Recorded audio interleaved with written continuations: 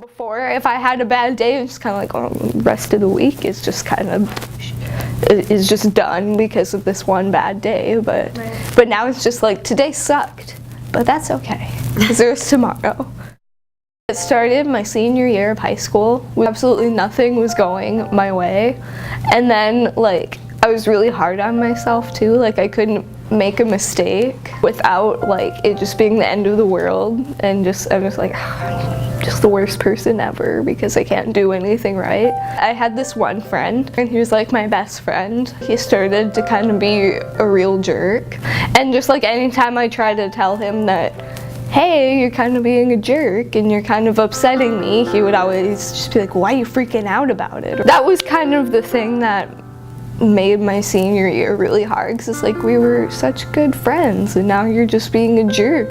And then I got into college. I had a lot of trouble sleeping. Like there'd be nights where I wouldn't go to bed until about 3 o'clock in the morning just because I couldn't sleep. Like I'd try to go to sleep and then it just wouldn't work out. And then I'm like, well, I should probably fix this because, you know, once finals come around, it's not going to be good if I'm not sleeping. So then I went to the doctor initially because I couldn't sleep.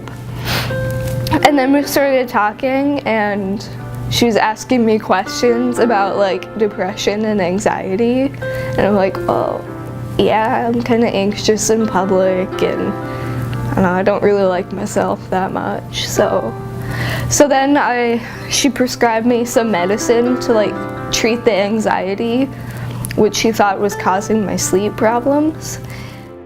I think people like kind of think you're crazy if you have to take medicine. Like it seems like if you have a lot of problems and you try to talk to people about it, they're just like, oh, well, cheer up. To them it might be a really small thing, but it's serious to you, and I just feel like people don't get it sometimes. Because I think that's a lot of the problem, is people really don't know what's behind it and like what goes on if you have depression and anxiety. Like when I was in one of my depressive moods, I just start thinking about like all the mistakes I made and all the times that I'd failed, and it's really hard to kind of get your mind off that, because even if you're doing like homework or watching TV or trying to get your mind off it, it's just always in the back of your mind.